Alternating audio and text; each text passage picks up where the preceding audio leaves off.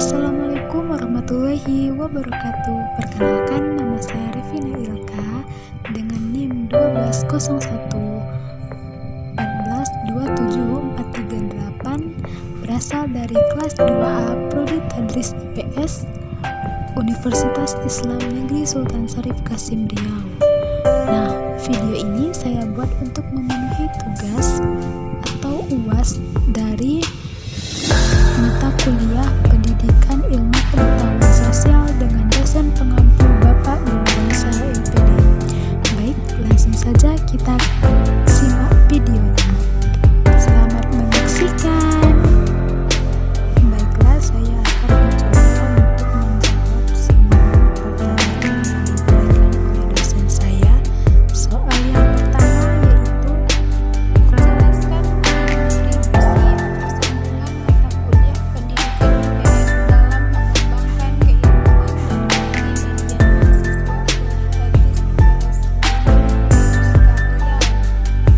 Jawabannya yaitu karena pembelajaran IPS memiliki peran yang signifikan dalam membentuk dan meningkatkan sumber daya manusia.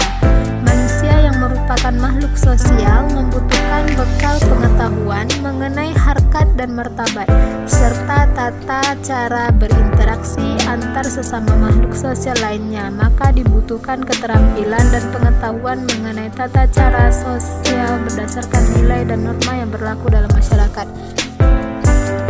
Soal yang kedua yaitu coba saudara analisis isu-isu sosial kontemporer yang berkaitan dengan IPS yang dapat dilakukan dalam proses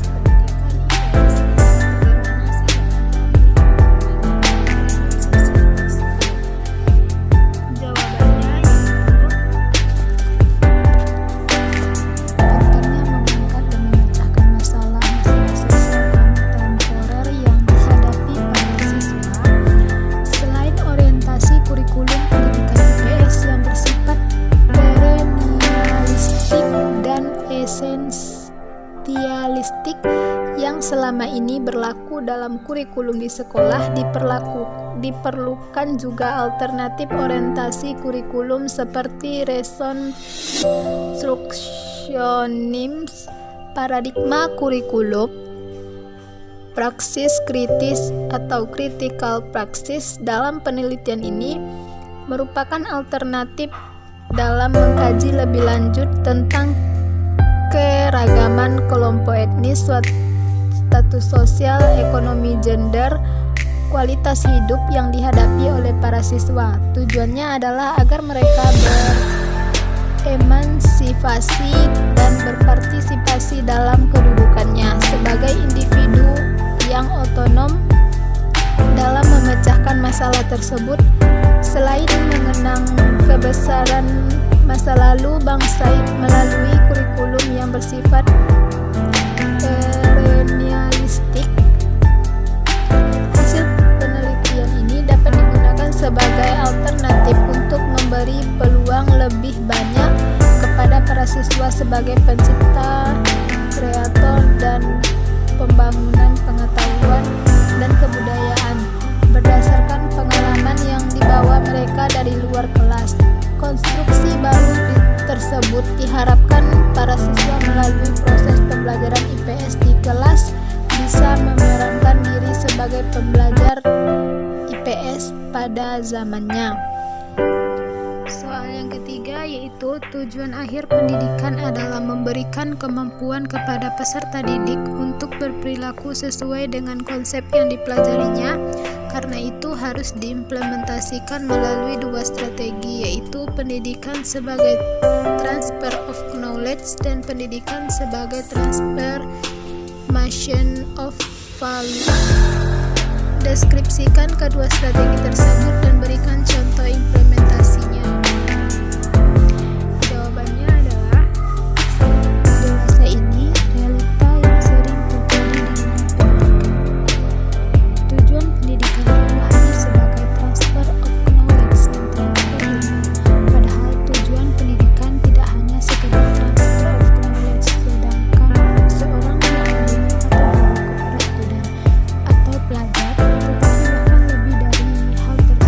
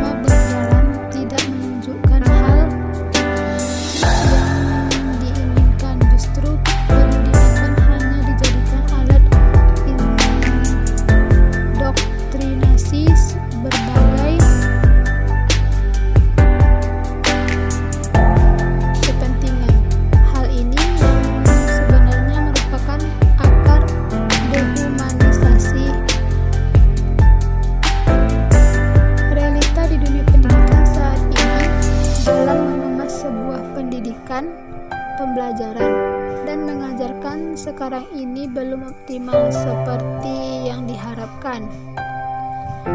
Hal ini terlihat dengan kekacauan yang muncul di masyarakat bangsa ini, diduga bermula dari apa yang dihasilkan oleh dunia pendidikan. Soal yang keempat yaitu mengapa ilmu sosial cenderung dikelompokkan sebagai soft science jika dibandingkan dengan ilmu alam. Berikut berikan penjelasan Anda dengan memberikan satu contoh konkret dan upaya mengeliminasi dampak buruk dari pengelompokan tersebut terhadap kajian IPS. Jawabannya adalah karena ilmu-ilmu sosial mengacu pada masyarakat, meskipun IPA dan IPS saling berkaitan, tetapi IPS lebih cenderung atau masuk pada kesosialannya. Pada dasarnya antara IPS dan IPA itu saling membutuhkan, IPA dengan alamnya dan IPS dengan sosialnya. Apabila saling dibedakan, maka negara tidak akan pernah maju.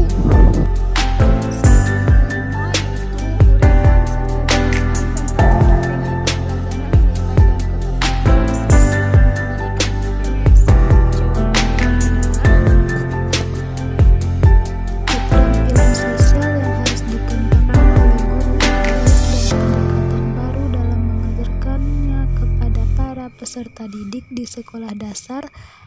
Keterampilan sosial perlu dikembangkan dalam pembelajaran IPS di SD karena banyaknya masalah-masalah sosial yang dihadapi oleh peserta didik dalam kehidupan sehari-hari.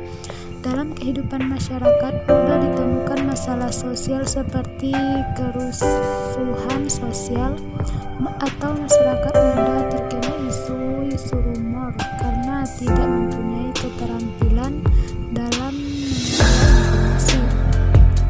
Pelanggaran lalu lintas masyarakat tidak mematuhi aturan sejalan dalam berlalu lintas, ketidakteraturan orang tidak antri di tempat-tempat pelayanan umum, pencemaran lingkungan, merokok di tempat umum tertutup, toilet berfungsi sebagai tempat membuang sampah, konflik antar kelompok agama, etnis dan ras masyarakat tidak memiliki keterampilan kerjasama dan mereka memandang diri dan kelompoknya lebih penting dari golongan lain. Konsumerisme dan lain-lain. Masalah tersebut perlu dipecahkan antara lain dengan menyiapkan para peserta didik memiliki keterampilan sosial sebagai warga masyarakat. Keterampilan sosial dalam bahasa simbol antara lain rambu-rambu lalu lintas dan simbol-simbol yang dipahami masyarakat global. Antri di tempat umum, membuang sampah pada tempatnya, berkomunikasi dengan baik dengan orang lain, bekerja sama dengan kelompok yang majemuk, menjadi konsumen yang selektif, membuat keputusan menggunakan sarana dan fasilitas umum, berpartisipasi sebagai warga negara, mengakui kemajemukan, menggali, mengolah, dan memanfaatkan informasi untuk meningkatkan diri seringkali diabaikan oleh guru-guru IPS di sekolah. Sesuai dengan tuntutan kurikulum, mereka lebih sering mengejar hasil belajar daripada proses pengembangan keterampilan tersebut. Jenis-jenis keterampilan sosial yang dapat dikembangkan dalam pembelajaran IPS SD.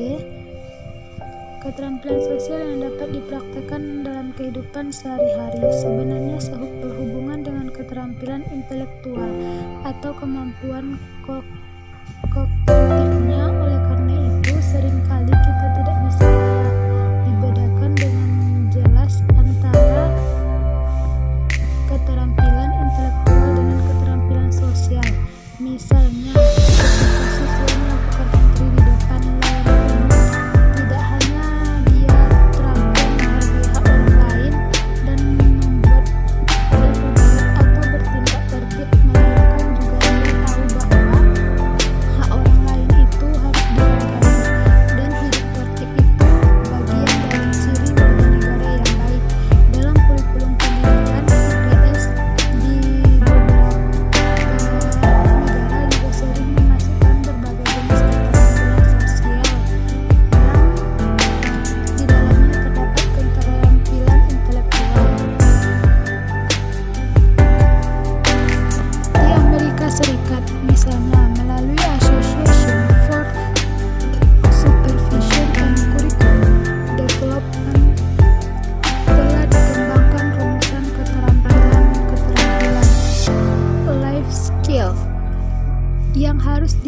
dimiliki oleh para peserta didik. Keterampilan-keterampilan tersebut meliputi 1. Keterampilan berpikir dan menalar, thinking and reasoning.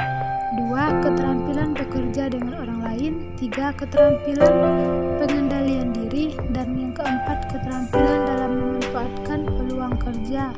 4 keterampilan dasar tersebut memiliki beberapa rumusan khusus yang terkait dengan keterampilan sosial seperti pemecahan konflik, bekerja sama dengan kelompok yang majemuk, mengambil dan mempertimbangkan risiko hidup, menggunakan informasi, keterampilan menggunakan yang secara efektif, menggunakan uang secara efektif, serta menggunakan keterampilan dasar agar dapat hidup bersama dengan masyarakat.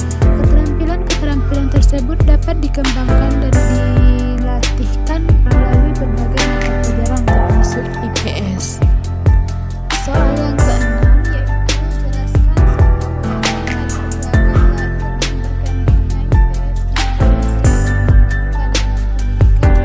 di luar negeri. Jawabannya adalah istilah IPS di Indonesia mulai dikenal sejak tahun 1970-an sebagai hasil kesepakatan komunitas akademik.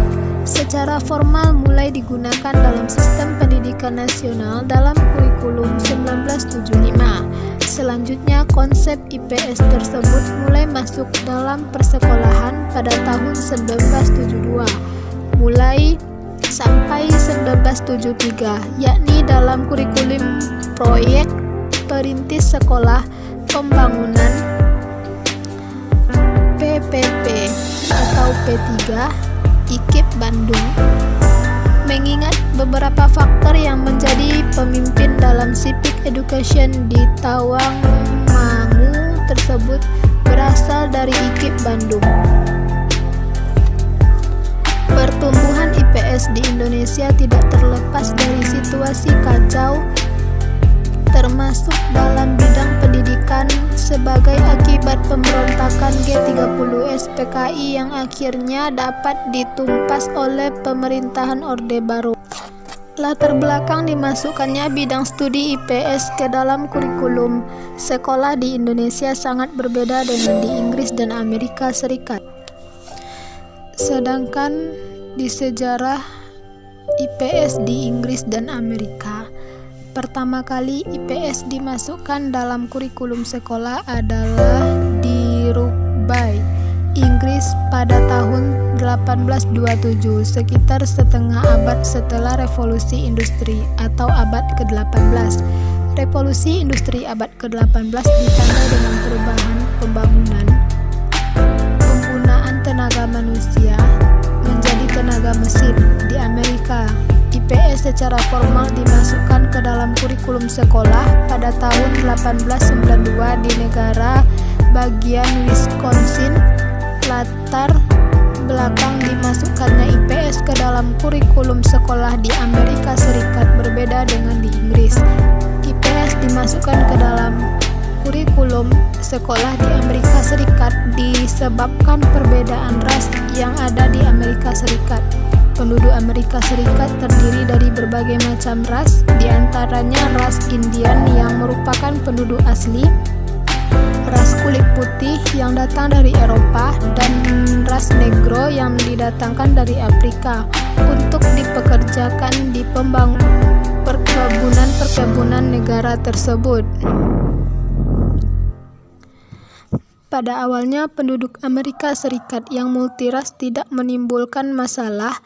Baru setelah berlangsung perang saudara antara Utara dan Selatan atau yang dikenal dengan Perang Budak yang berlangsung tahun 1861 sampai 1865, di mana pada saat itu Amerika Serikat siap untuk menjadi kekuatan dunia, mulai terasa adanya kesulitan karena penduduk yang multiras tersebut merasa kulit untuk menjadi satu bangsa. Selain itu juga adanya perbedaan sosial ekonomi yang sangat tajam.